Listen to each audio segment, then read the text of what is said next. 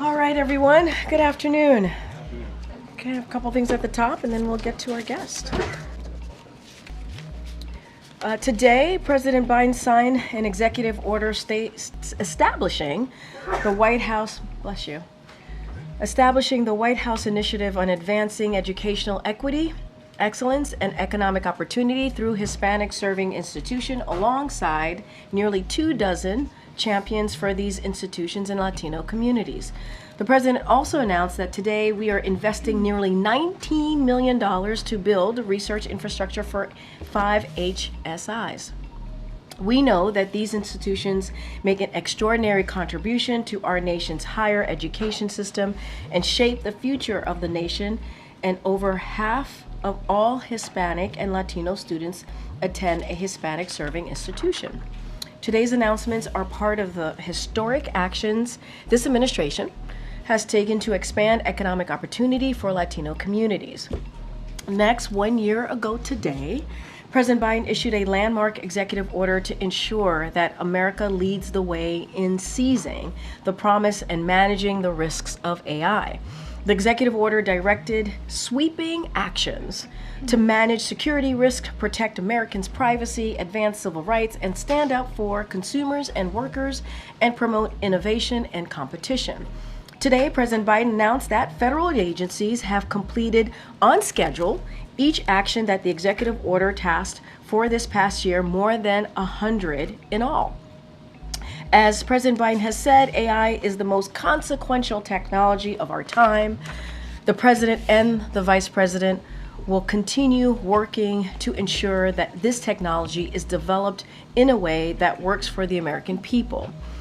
We have Chair of the Council of Economic Advisors, Jared Bernstein, with us today to talk about some recent economic news. The economy has grown 12.6% under this administration, more than any presidential term in 25 years. We have gone from the worst economic crisis since the Great Depression to the strongest economy in the world. 16 million jobs created and the lowest unemployment of any administration in 50 years. And inflation has fallen to 2.4%, the same rate as right before the pandemic, with incomes up nearly $4,000. Still, we know that there is more work to do, and we'll keep fighting to lower costs and grow the middle class. With that, Jared, I know you have more to share about this. Thank you, Corinne, for inviting me back, and thanks to my CEA team for helping prepare the information I'm about to share with you. This has been a busy and quite positive data week so far, and it's not over. We learned today that real GDP rose 2.8% last quarter, largely accounted for by strong consumer spending. The quarterly PCE price index, this is the inflation measure watched most closely by the Federal Reserve, grew at an annualized rate of 1.5% last quarter. Consumer spending continues to come in strong, backed by the tailwind of a persistently tight labor market and easing inflation. Real after-tax income was up a solid 1.6% in Q3. That's more buying power and more breathing room for American households. In other words, this is another in a series of GDP reports showing the U.S. economy is growing above trend and, as the slide on my left, your left, my right, shows, is outpacing other advanced economies. This is the U.S. and you see, well ahead of the pack. We also learned yesterday that consumer confidence spiked in October, up about 10% for the month, its largest monthly jump in 3.5 years. Relatedly, the gas price this morning was $3.14 per gallon and is below $3 per gallon in 20 states. These data are consistent with the most important dynamics of the macroeconomy during our administration: strong GDP growth, strong job growth, accompanied by falling inflation. In fact, as CEA has shown, real GDP is up just under 13%, as Karine said, since the president took office. And there you see that in the last bar there, since the president took office, and has consistently beat forecasters' expectation. Case in point, if we compare real GDP, where the level of real GDP is today, with the Congressional Budget Office's last pre-pandemic forecast, today's level is $9,800 higher per capita than it was expected to be. Real wages and incomes have also consistently been on the upswing, with real incomes up almost $4,000 during this administration, boosting workers' buying power. Now, on Friday, we'll get the October jobs report, which will reflect the labor market impact of several strikes, Hurricane Helene, and possibly Hurricane Milton. The BLS, the Bureau of Labor Statistics strike tracker, estimates that there are 3 strikes that will be reflected in Friday's report, reducing national payroll employment by about 41,000 jobs, a number well above the usual monthly strike count.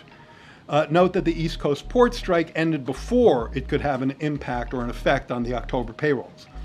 Regarding the hurricanes, outside analysts estimate that the extreme weather could lower payroll employment by as many as 60,000 jobs, though unlike the strike estimate, this estimate is subject to considerable uncertainty.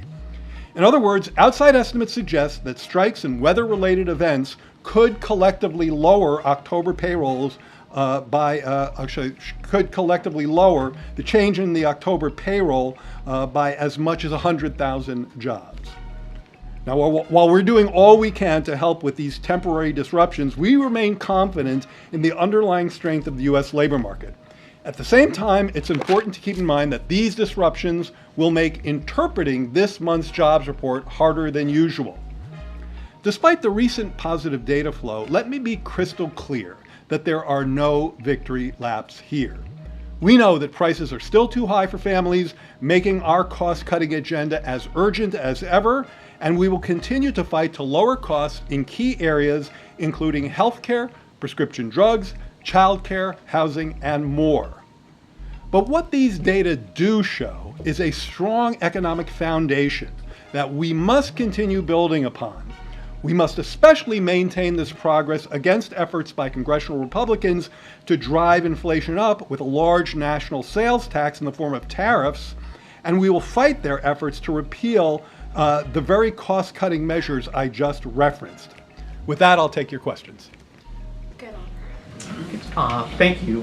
There are signs that U.S. consumer durability is due to the spending by affluent households. I was wondering if you could just address how does this square with the administration's bigger message about focusing on the middle class and the poor? Is this not just what we're seeing, the wealthy doing better and the middle class staying at the same or even doing worse?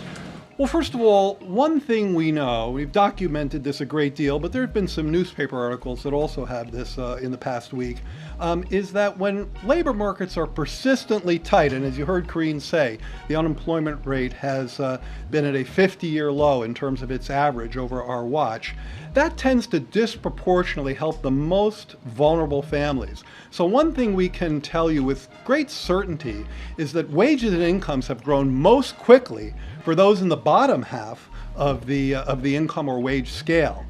Now, you mentioned consumer balances. So one thing that often gets looked at this point in time is these balances and their trends without reference to income. You have to really look at debt service obligations. How much people are, what is the burden on their income when they have to service their debt. So let me share a few numbers with you. Consumer debt service ratios, okay? So this is consumer debt, servicing your consumer debt as a share of your disposable income. This is a Federal Reserve number, and the most recent data is for the second quarter of this year. In 24 Q2, the consumer debt service ratio was 5.6%. 5.6% of disposable personal income for consumers to service their debt. In the quarter before the pandemic, it was 5.8%. So it's actually a tick down. The average over the full spate of the data is just under 6%. So again, that's a measure where we're doing pretty well relative to historical trends. I think the key here is that when thinking about debt, we have to think about debt service as a share of income. We have to look at the debt. It's something we track carefully. You're right to raise it. But we also have to look at the income trends, which have actually been particularly favorable for lower income families. Thank you so much. So you talked about the further need to continuing to lower prices for Americans. The Vice President has talked a lot about going after corporate price gouging in groceries. So just how much is corporate price gouging to blame for inflation and the prices of groceries, and how effective would a federal ban on corporate price gouging be? Well, one thing that has really struck me and our team at CEA and NEC is the extent to which profit margins remain elevated and labor share of income remains somewhat lower. That is, the share of national income, going to workers. Typically in a strong economy, we like to see that tilting up, and we have seen it trending up, much in the spirit of the answer to the last question I just gave, with the particular benefits going to lower income families. But profits are still quite elevated, and we see that particularly in the grocery sector. So I do think there's a connection between elevated profits and some of the price movements we've seen. In terms of the impact of legislation, look, I think where the Vice President is coming from there is that there are a bunch of states that already have the authority to take action against price gouging, for example, in the case of an extreme weather event. And nobody should be ripping off consumers on a bottle of water when they're in the midst of a disaster. Having that legislation at the federal level, I think that makes a lot of sense. Jared, I want to ask you about, we're in the less than a week to go before the election. I know you can't talk about the election, but can you say a few words about what you think the impact would be of the tariffs that former President Trump has proposed in terms of, the inflationary impact, and what can you do now over the next 3 months if he were to win the election to secure the changes that have been made policy-wise that have, allowed the kind of positive trends that you've outlined here? Well, on the tariffs, there have been numerous outside analysis of the impact of not just the tariffs, but an agenda that has sweeping tariffs, 60% on China, 10 or 20% on all imports coming in, deportations, and compromising the independence of the Federal Reserve. Outside analysts have correctly labeled that as a pretty toxic inflationary brew, and I very much agree with that. So the first point is that I think that the consensus among the at least economics community is that is an agenda that pushes exactly the wrong way if we're trying to help households deal with price pressures, with cost pressures. But then if you then consider repealing the IRA, now you're talking about taking a direct hit on measures that are actively in place, legislative measures that are at work in the economy, lowering the cost of prescription drugs, lowering the cost of healthcare coverage, lowering the cost of insulin. Those are action items that are in the economy, helping families as we speak. To repeal those is to raise those prices. In terms of your second question was, how? So look, I'm not going to get into kind of the politics of what one victory would be relative to the other. As you say, I can't talk electoral politics. I do think it's important and interesting to note that the investments that this president and vice president have overseen have gone to all parts of the country and have disproportionately gone to places that have been historically left behind, places that have suffered from hollowing out by the loss of factories, by the loss of manufacturing jobs. And these places are just as likely, in fact, I believe more likely to be red than blue.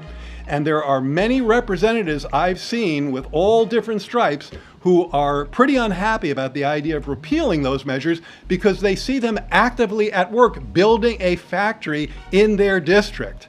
So I think it would be economic malpractice to reverse such positive developments, and I think there are members on both sides of the aisle who would agree with that.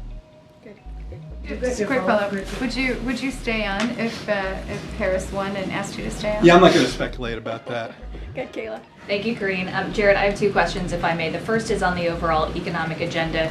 You point out that economic growth has been the best of any administration since the turn of the century. You've had consistently better than expected economic data for the last 4 years, but yet Americans, by and large, don't give the administration credit for that. And in a recent poll by the Associated Press, 7 in 10 said the economy is going in the wrong direction. Why do you think that continues to be the case? Well, I said in my comments, and I've said every time I've talked, either it's from here at the podium with Karine or out there in front of the cameras, probably in interviews with you as well, Kayla,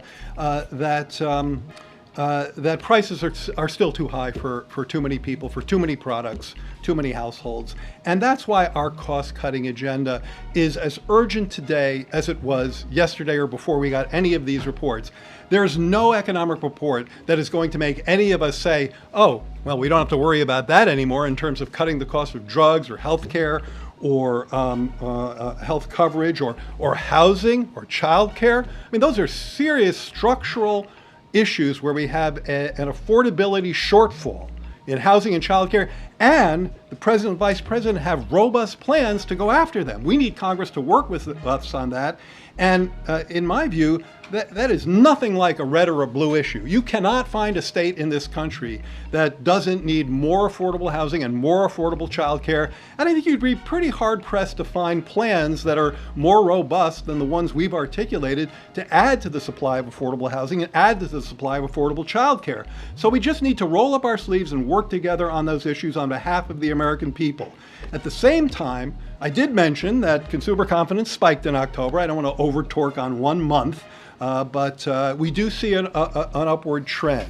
And I think that upward trend, while it's not where we want it to be, it's moving in the right direction. That's what I mean when I say building on the foundation we have. I think that upward trend in consumer confidence, in sentiment, while not where we want it to be, our work is not done, is telling us that easing inflation, strong growth, a solid job market, and real wage and income gains are helping to reach American households, but our work isn't done. Mentioned the difference in the ideologies and the platforms of the two candidates for office through the perspective of outside analysts. And I know that you can't comment specifically on the election, but given that GDP is backward-looking data that goes through just the end of September, and the fact that this election has been in a dead heat in recent weeks, I'm wondering in some of the more real-time data that you look at, if you're seeing that election uncertainty play out in any consumer or business behavior.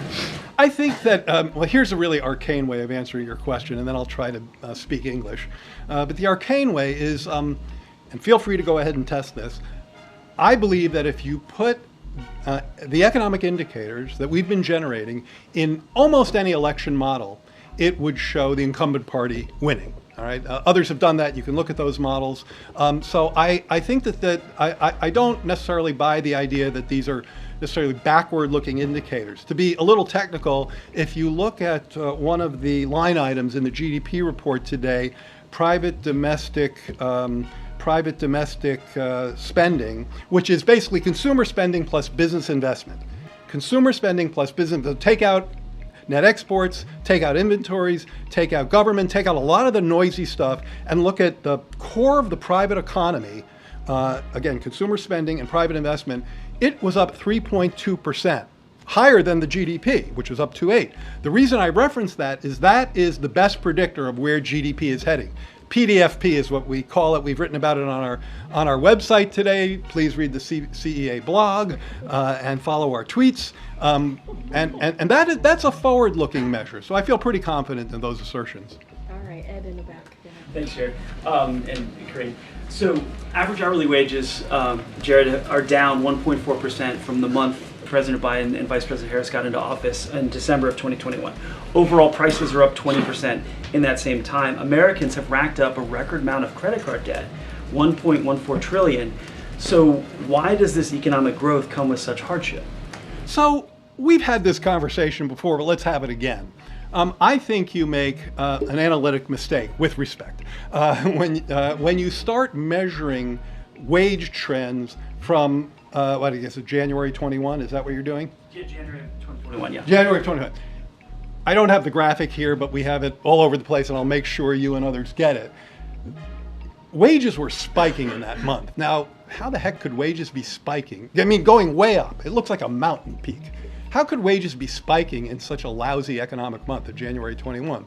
The reason is that that is the heart of pandemic employment displacement. Who gets displaced? Low-wage workers. So if you compare to that mountain peak, you're always going to get a decline, and so it's a distorted measure. What you want to do is compare to a period, say, before the pandemic to where we are now, and if you do that, you see wages are up, you see incomes are up, just like I stated in my comments today, and we have many of these indicators that we're happy to share with you. I think, again, on the consumer credit point, it's important to look not just at consumer credit, but at debt service relative to income. We do see incomes, as I've mentioned, incomes have been rising, real incomes have been rising at a good clip, and therefore people have been able to service their debt at levels that are historically pretty low. So look, it's something we have to watch. I do think one else thing that's happening, and that this may resonate with you a bit more, because it's again related to pandemic economics, which is its own weird beast.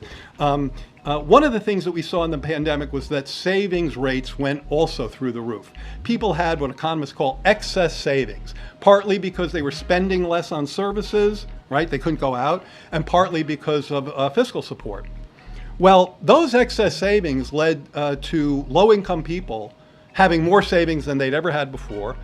Their FICO, their credit rates, their credit scores were going up because their savings were so uniquely high. And so there's probably also a dynamic where people are needing to adapt to a world without those excess savings. And that also probably takes a little bit of time. But it seems you talk about it's servicing credit debt. That's almost treading water for a lot of families, just servicing and pushing that debt along. As long as your income is rising relative to your debt, you can service that debt. And so that's why the numbers I cited. It's not getting ahead. Well, I think if you want to look at getting ahead, so there's a couple of parts to this. You want to be able to, you're right, you want to be able to service your debt while you're getting ahead. So that's why when I cite the fact that wages are up for workers, like over the past year, I think the increase, well, we'll know more on Friday, but over the past year, real wages are up 1.5% for middle wage workers. If you look at low wage workers over the course of this recovery, this is an article from the media this week, we saw, I think, growth rates of 7% over this recent period. So you can do two things. As long as you keep your debt service ratio in around historical levels, you can pay off your debt while your paycheck expands. And I think we've seen some of that. Thanks for doing this, Jared. At the top of your remarks, you mentioned the job numbers come out Friday.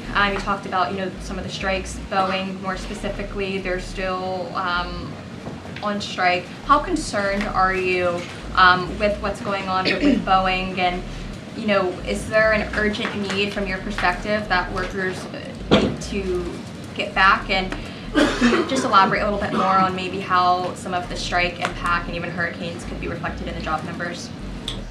Okay, well, starting from the last part of your question, as I said, and as outside analysts have been writing this week, and you can find various articles to this effect, the expectation is that the payrolls, the report in payrolls, and the key number there is how much payrolls went up in a given month in October. We expect payrolls to be affected by the strikes. That's pretty much baked in. The Bureau of Labor Statistics has told us that there are 41,000 and change workers who will not be counted on payrolls in October who were there in the previous month due to the strikes. So they can record that. The hurricane is much more uncertain.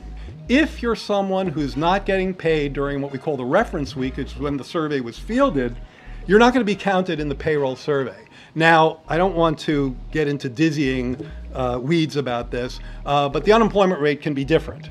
If you're on strike, or if you're still at work but you haven't been paid, but they call it, you're surveyed in the House, the unemployment survey, you will be recorded as still having a job. So the unemployment rate is expected to be less affected than the payroll number. But the payroll number is as I mentioned, expected to be affected by these distortions, though there is considerable uncertainty regarding that, particularly around the hurricanes. In terms of the Boeing strike, look, you know that our administration puts workers at the center of our economic agenda, and the president, the vice president have focused considerable energy on jobs, wages, and on worker bargaining power. So I've worked with Joe Biden for many decades, and that has always been at the core of his model. Workers need clout in order to get a fair share of the growth that they're helping to contribute to. In fact, my favorite definition of Bidenomics is that if you're helping to bake the pie, you ought to get a fair slice. And one of the ways that happens is through bargaining clout, bargaining power, and that's why we've generally been so supportive of unions. Any specifics about a particular strike, it would be inappropriate for me to weigh in. Jared, you mentioned the recent wage growth, but as many Americans are going to be heading to the polls and voting based on what they've experienced and what they are feeling, when do you think people will feel wage growth and their wages starting to outpace inflation? Yeah, it's a really important question. It's not an easy one to answer. It has a lot to do with we at CEA have made up something that turns out to be a real thing. We call it your personal price vector. This is this idea that everybody walks around with a list of prices in their head. What's on that list? Gasoline, groceries, sure. But if, like my wife, you're somebody who likes to garden, fertilizer is on that list. And you remember what things cost.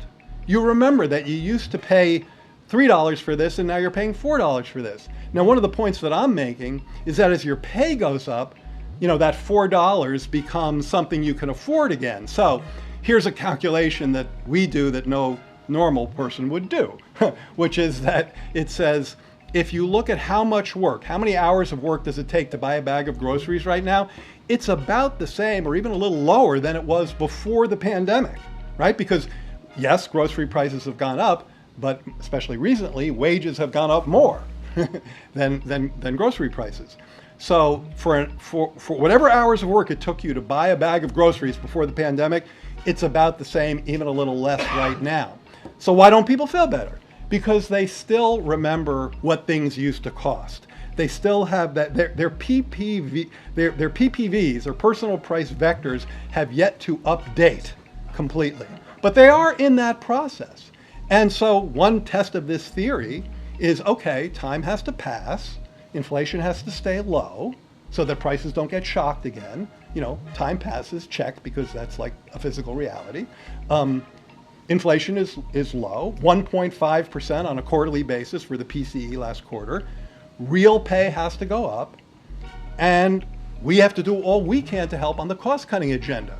Now, if all of that would help, and answer your question, if all of that is truly helpful, we should see confidence and sentiment indices begin to tick up, starting around now.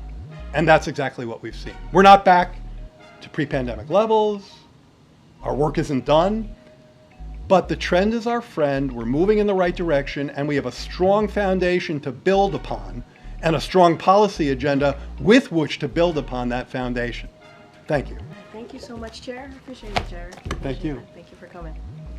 Okay. Let's see if I have anything else. Okay. Go ahead, Alma. Can you just address the president's comments yesterday referring to Trump supporter as garbage? And I know he's tried to clarify that he was trying to talk about what the person said. But one, I guess I want to know, does he think less of Americans who support Trump than he does of those who do not? Yeah. And two, why is he using that kind of rhetoric? How is that presidential? So a couple of things. So just to clarify, he was not calling Trump supporters garbage, which is why he wanted to make sure that we put out a statement that clarified what he meant and what he was trying to say. And so just want to make that very clear for folks who are watching. And I just want to read that out to folks. So he was regarding to the comedian, And I quote, "I referred to the hateful rhetoric about Puerto Rico spewed by Trump's supporter at his Madison Square Garden rally as garbage, which is the only word I can think of to describe it. His demonization of Latinos is unconscionable. That's all I meant to say. The comments at the rally don't reflect who we are as a nation." And to your question, your other question that you asked, no, he does not view Trump supporters or anybody who supports Trump as garbage. That is not what he views. If the president has said this for more than 3 years now. He has said multiple times that he is a president for all. It doesn't matter if you live in a red state. It doesn't matter if you live in a blue state. He has said this himself. I have said it on his behalf. He believes that he's a president for all. And it doesn't matter who you voted for. It doesn't matter if you voted for him or not. He's a president for all. But hateful rhetoric that he hears, and this is something that we've done many times from here, we will call that out.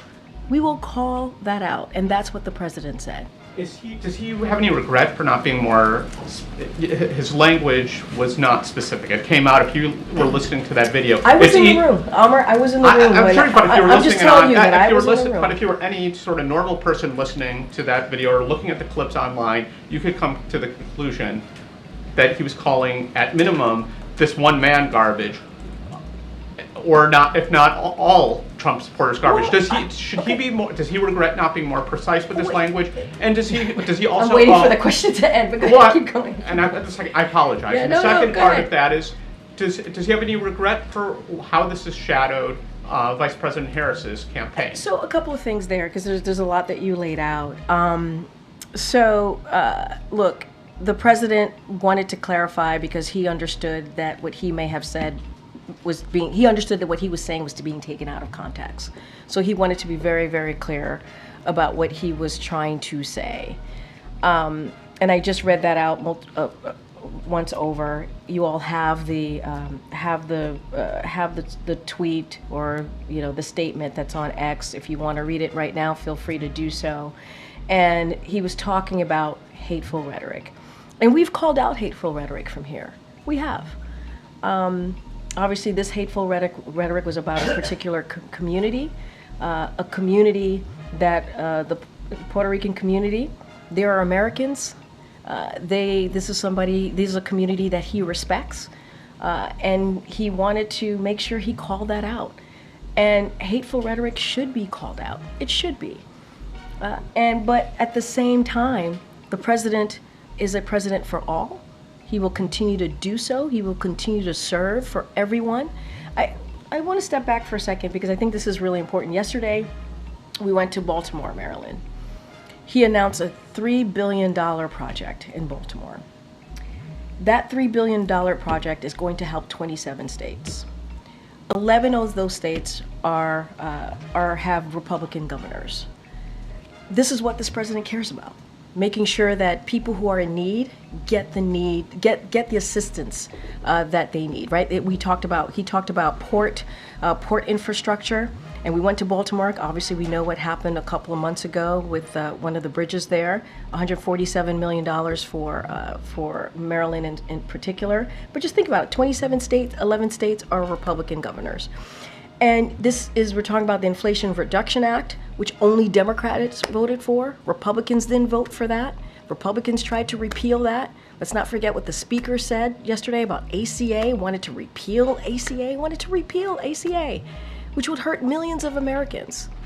And so that's what the president wants to focus on, which is why he wanted to make sure he clarified what he said. But if there is hateful rhetoric that is being said about communities, Americans, communities across this country, he's going to speak out about it. And it's not the first time that he's done so. Just briefly, separately, Yeah. is Amos Hochstein and Brett McGurk headed back to the Middle East this week to try to revive ceasefire negotiations? And can you tell us anything about Bill Burns' travel as So well? a couple of things. So following Israel's response in a self-defense against Iran, senior U.S. officials are following up on a range of matters in the region and with Israeli counterparts. Bill Burns will be in Cairo on Thursday to engage with Egyptian counterparts on bilateral matters, as well as the process to secure the release of hostages. CENTCOM Commander General Eric Kurilla is traveling to the region to discuss regional defense and will visit Israel to engage with counterparts and U.S. personnel. And then you asked me about Brett and Amos. So you have two White House officials. They're going to visit Israel on Thursday to engage on a range of issues, including Gaza, Lebanon, hostages, Iran, and border regional matters as well. In all of these engagement, you will see that the U.S. will reaffirm its ironclad commitment to Israel's security, its warning against any further direct military attacks by Iran against Israel, and its support for de-escalation backed by deterrence in the region more broadly. And that's the engagement that you will see from this administration over the next couple of days. Go ahead, Celine. Thanks, Karine. So did President Biden make a mistake in his comments yesterday? He clarified what he said. It was very clear what he was trying to do. He was wanting to make sure that what he said was not taken out of context, and he clarified that. This isn't the first time the White House has had to defend or clarify the president's comments. Nobody's defending the president himself. This is the president himself wanted to clarify what he said. He wanted to make sure that it was not taken out of context. These are the president's words. Nobody here is defending. We are laying out what the president said himself, and he wanted to clarify that. So those comments were made as the vice president was speaking about unity at the Ellipse last night.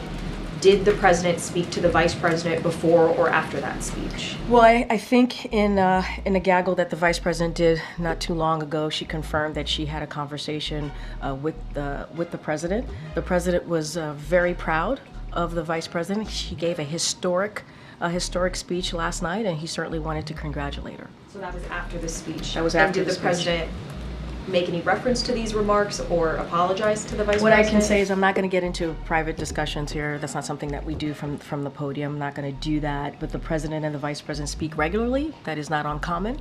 She is the vice president. He is the president. So obviously they have direct communications pretty often.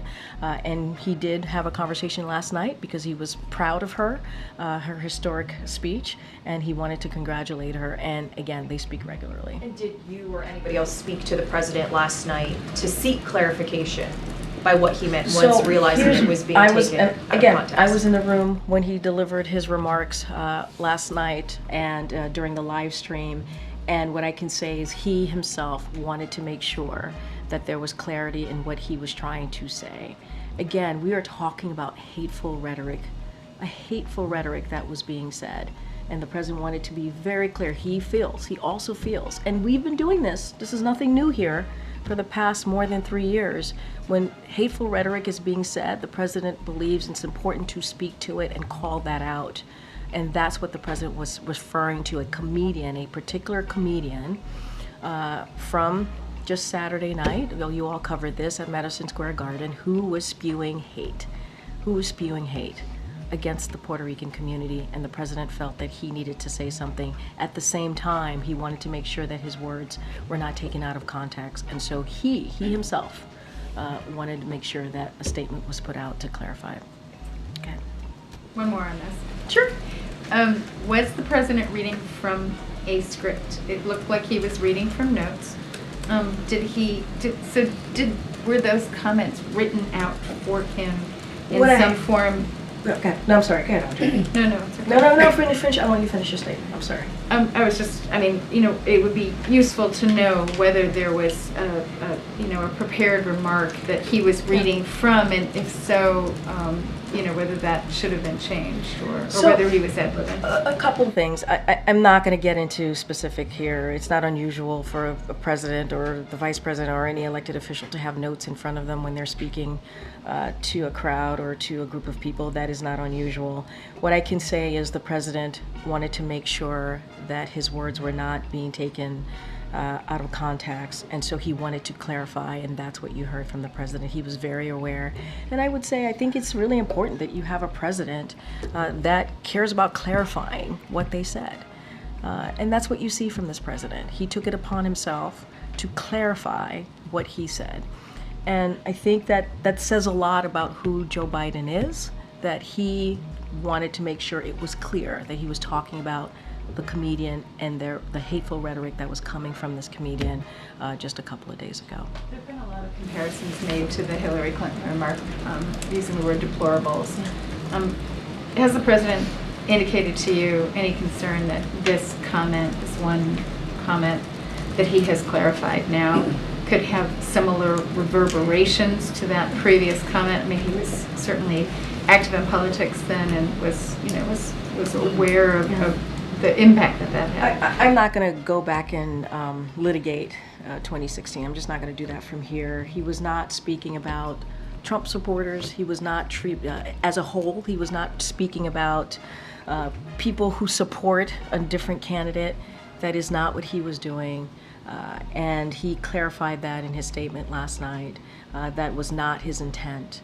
He wanted to be very clear about that, hence, again, why he said he was speaking about comments that were made by the comedian. And let's not forget, we can't forget, what we heard was the demonization of Latinos. That's what we heard of a community. By the way, and I know you all know this, Puerto Ricans are Americans. He wanted to make sure that we speak out against hateful rhetoric. It's important to do that. Was he talking about Trump supporters? Absolutely not. As a whole, absolutely not. I just have Okay, a sure. So the president of who was just here visiting President Biden said of Cyprus said that he thought that there could be some movement on a Lebanon ceasefire within 1 to 2 weeks. He said that he had discussed this matter with President Biden. I wonder if you can give us a sort of an indication of whether you think that is also true, that there could be a ceasefire in Lebanon within 1 to 2 weeks. And if you could just comment on Israel's ban of UNRWA and whether you think that's helpful for the process. So look, we're going to remain committed to reaching a diplomatic resolution here to end the conflict along the blue line, which will allow Israelis and also Lebanese civilians on both sides to return to their homes. And this is something that we've been pretty consistent about, and we're going to continue to have certainly that commitment to have diplomatic resolution to end what we're seeing along the blue line. Look, and we're also been very consistent as to not negotiating certainly in public. That is not something that we're going to do from here. We're going to certainly be optimistic, and we are committed to that. Just not going to go into any kind of where we are with those conversations, what's happening. We're not going to certainly negotiate out from here. As it relates to, I'm assuming you're speaking about the Knesset vote on UNRWA. So look, certainly we are deeply troubled by that, by this legislation that could shut down UNRWA operations in the West Bank, Gaza, and also East Jerusalem. So we urge the government of Israel, we're having this conversation with the government of Israel to pause implementing this legislation. We urge the government of Israel certainly to ensure UNRWA can effectively carry out its mission and facilitate humanitarian assistance. But we also support steps to strengthen UNRWA as well, in part so that UNRWA's impartiality and neutrality, including to respond to allegations, as you have all covered, to ties to terrorism. But we are certainly deeply troubled by that, and we're continuing to have conversations with the Israeli government. Go ahead. Thank you, Karine. First on the comments last night, was the president aware in the moment, as soon as he had made those comments, that they could potentially be misconstrued and be problematic, or was it only after conversations with aides? I'm not going to get into a process. I think what's important is the president put out a statement and wanted to make sure that he clarified himself, clarified what he meant here. and this is something that he wanted to do, and that's what you saw from this president last night. And I think that's important to note. I would also say, and I said this already, and I'll say it again, from day one, this president has always said that he will be president for all Americans. It doesn't matter if you voted for him or not, and that continues to be the case. He was making a particular point, a specific point about a comedian and the hateful rhetoric that was heard by all of us on Sunday, but I'm not going to get into the back and forth. I think what's important to note is that the president himself wanted to clarify this. There have been a few times when the president has spoken off the cuff and appeared to be off message or had comments that have needed to be walked back or cleaned up. And I'm wondering, going into this final very high stakes stretch of the election, if there's going to be any changes to preparation or format for any of the final events that he's going to be participating in. The president looks forward to being out there talking to the American people. You heard me talk about yesterday and how important that was, $3 billion in port infrastructure funding that's going to make a difference in 27 states. 11 of them are red states. This is what the president cares about, to deliver for all Americans. And so that was an event, that was a great event. We talked about the $147 million that's going to, he talked about this, that's going to go to the port. And not just like dealing with infrastructure, but also creating good paying jobs, thousands of good paying jobs. And so the president's going to continue to do that. I don't have any changes to speak to from here. And you saw the president in Pittsburgh just this past weekend as well. And this is more of a campaign.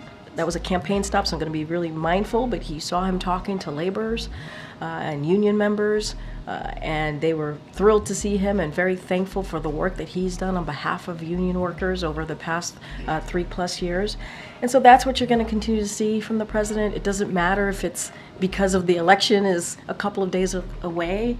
This is what he's going to go do in the next 3 months. And I think the president enjoys being out there, and nothing is going to stop him from doing that. On foreign policy, just finally, CNN is reporting, according to a high-ranking Iranian source, that Israel's recent attacks on Iran will be met with a definitive and painful response that will likely come before the election on Tuesday. What preparations does the U.S. have underway for Here's potential what I'll say. response? Iran should not respond to Israel's retaliation. They should not. If it chooses to do so, if they do, we will support Israel in defending itself. But they should not. They should not respond to Israel's retaliation. Good, Karen. Thanks. The White House had advised that the president will be heading to Pennsylvania twice at the end of this week, Philadelphia on Friday, Scranton on Saturday. Obviously, very important battleground state. First, can you talk about what he's going to be doing there at both of those stops? And second, is there any thought to not having him out on the campaign trail in a battleground state, given the criticism he's facing for the comments from last night? So look, as you just stated, it's a campaign event. I'm not going to speak to on Saturday, yes. So I'm not going to speak to the details of the Scranton visit. I don't have anything else to add beyond what we shared with all of you in the week ahead. I don't have any changes. I don't have anything more to advise from here. What I can say is what I kind of said with Kayla in answering her question, which is the president certainly looks forward to being out there, speaking directly to the American people, talking about what we've been able to do and deliver in the past almost 4 years of this administration. And that's what he enjoys, right? He enjoys having those direct contact, if you will, with Americans. I don't have anything to share beyond what we already announced to all of you and shared with all of you about what the next couple of days are going to look like. Give us a sense of why those two places. Did he want to go to those? I mean, they're pretty specific locations for him that he has ties Look, to. I'm going to be super careful, super mindful from here, but as you know, the president is from Scranton. He loves Scranton. We've been there a couple of times, and I think he always looks forward to going back there. It is a place that he loves, a place where he spent a lot of time in his youth growing up, and still have close friends and family there. But also, he also believes it's important to continue to be out there to talk to folks directly about what we have done. I'm going to be super careful and not speak to anything beyond that. Once we have more details and information, obviously, we'll share that with all of you. Go ahead, Michael. Where will the president be on election night? We'll have more to share. Don't have anything for you at this time. We'll have more to share when we get closer. Okay, and one more thing. Will he attend the inauguration in January regardless of who wins? I mean, this president believes in the peaceful transfer of power. And that's what you're going to see this president do, committed to the peaceful transfer of power. It's not about him. It's not about him. Yes, he will. It's not about him. It's about the American people. That's what the American people need to see, regardless of who wins. The American people, he understands this, needs to see a peaceful transfer of power, and that's what you're going to see from the president. And that's part of that, right? Attending the inauguration, being there, being part of what is regularly done, a historic kind of process. He certainly is going to partake in that.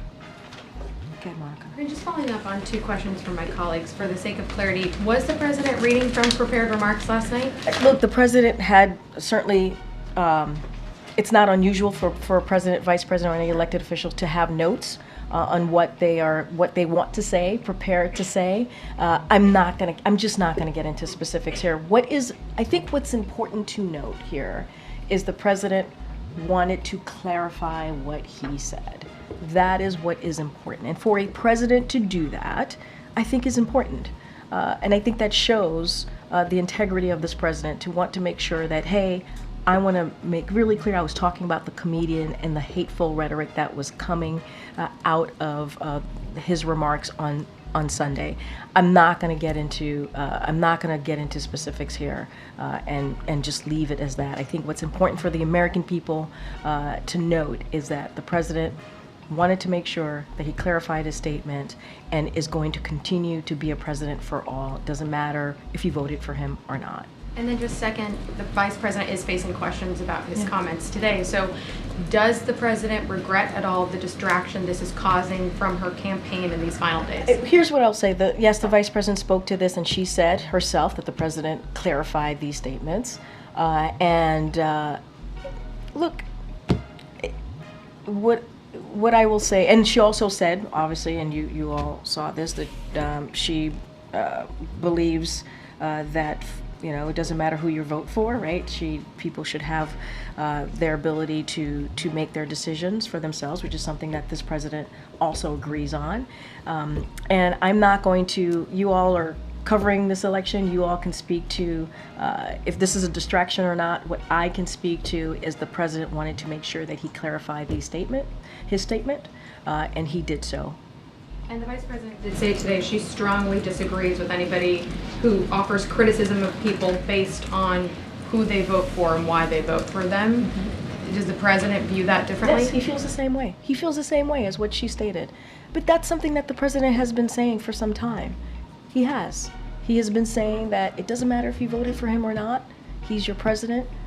He's a president for all Americans, whether you're in a red state or a blue state. This is something that the president certainly believes. And he has been saying himself. He has said this himself.